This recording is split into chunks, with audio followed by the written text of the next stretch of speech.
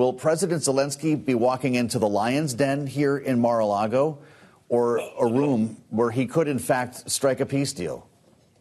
Joe, thanks.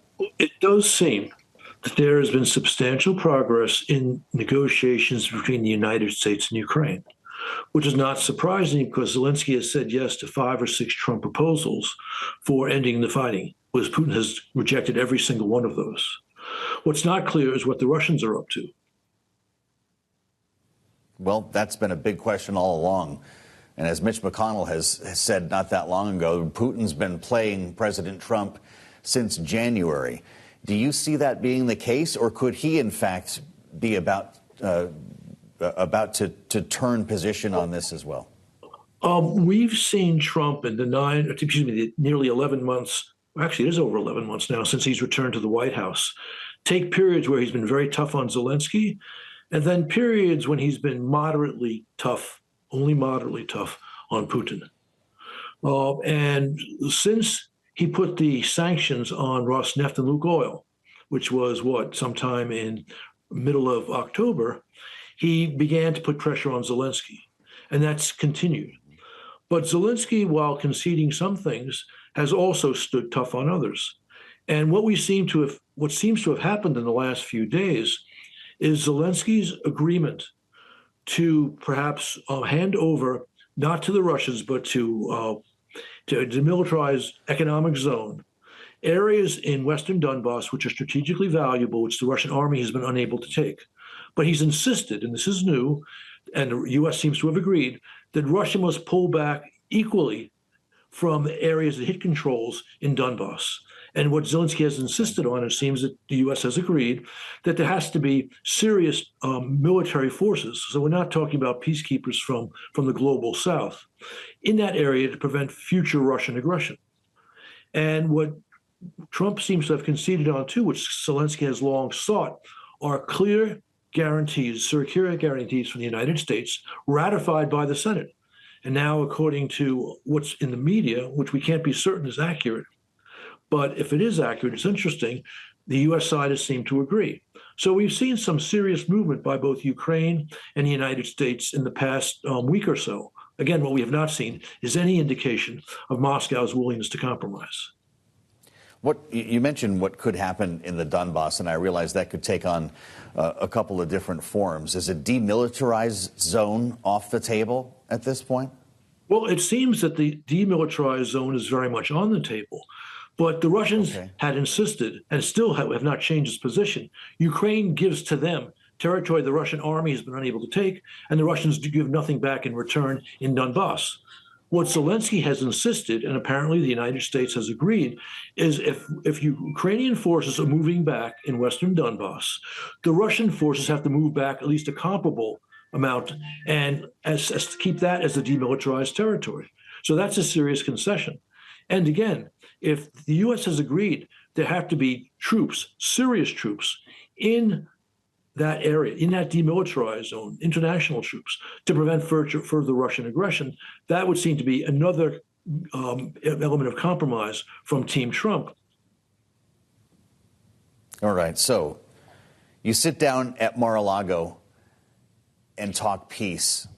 Does that mean that Vladimir Putin also needs to sit down with President Trump? Will they get back to this idea of meeting in Hungary? Well, I don't know where they'll meet, but I assume if Zelensky and Trump are satisfied after their meeting, then there'll be some form of reach out to the Kremlin. Now, according to the media, Kirill Dmitriev, who's the Putin envoy, was in Florida this past week. And so he apparently has reported back on roughly the terms that have been reached between the U.S. and Ukraine. And the Russian reaction has been interesting. They haven't rejected it. They've praised Trump's efforts to achieve peace. They said they're willing to continue to negotiate. But things Putin said as recently as a week ago would not allow the sorts of ideas that Zelensky and Trump seem to be agreeing on to be accepted by the Kremlin. But again, we'll see. Putin has been meticulous about trying to avoid annoying Trump, albeit without conceding one little bit. At some point, he may not be able to do the two things together. To what extent is President Zelensky trying to head off the constant communication between Steve Witkoff and Moscow, whether he's talking to Putin or his lieutenants? Is that why he needs to get to Florida right now? Well, I think that the plan that was given to Zelensky by the Secretary of the Army Driscoll in the middle of November was far too favorable to the aggressor, to Putin, and reflecting, I think, Kremlin influence on parts of the Trump team. But that was corrected, within a few days when Rubio met with the Ukrainians in Geneva. Rubio and Witkoff met with the Ukrainians in Geneva. And since then, we've seen a back and forth of ideas. And we've seen Ukraine being willing to compromise, but not to make fatal mistakes, like simply giving Ukraine highly strategic land in western Donbas without security guarantees, without any requirements from the Kremlin to actually make peace. And again, the deal that has been emerging, again, we only have some of the details, we don't have enough, suggests that the United States has taken account of this. And this reflects, again, Ukraine's ability, Zelensky's ability to advocate for their positions and Team Trump's willingness to listen to them. And that's a good thing. Really fascinating. What does China make of all of this? What is President Xi watching in Ukraine? Well, Xi is watching intently American policy in this war. He doesn't want Russia to lose. And by lose, I mean Russia not being able to take effective political control of Ukraine, which is why Xi has provided significant support to Putin, albeit trying to avoid American red lines, like by sending weapon systems to Russia. But he wants he wants to see America allow Putin to win in Ukraine, because that would be a sign of great weakness, which Xi would, you might say, interpret as meaning he has a free hand to go after Taiwan. We are spending some time with former ambassador to Ukraine and Uzbekistan, John Herbst, ahead of this meeting at Mar-a-Lago on Sunday between President Zelensky and Donald Trump. Trump said he would end this war on his first day, Ambassador. Is there a chance he ends it in his first year? No. The only way this will end is if Putin understands the United States is determined, that Trump is determined to achieve his stated goal of a durable peace. Not a peace which enables Putin to come back from war of Ukraine in 6 months or 12 months or 36 months. But the only way to do that is to make it extremely painful for Putin to continue. Because for Putin to have effective political control of Ukraine, he has to take a great deal more of Ukrainian territory, including Kyiv and Dnipro and Odessa, which means a lot more fighting. The only way that Putin understands he cannot achieve those objectives is if Trump puts serious pressure on him in three forms.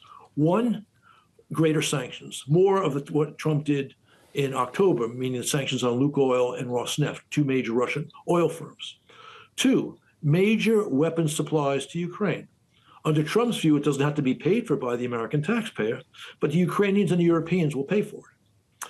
Three, the United States should work with our European allies at making sure the $300 billion, roughly, of frozen Russian state assets in the international financial system go to Ukraine. One of the bad proposals that was presented to Zelensky in the middle of November, reflecting undue Russian influence, was that Ukraine would get $100 billion of those assets, and the U.S. and Russia would get the majority of those assets. That was not a good look. That suggested to Putin that the Trump team was not going to be tough.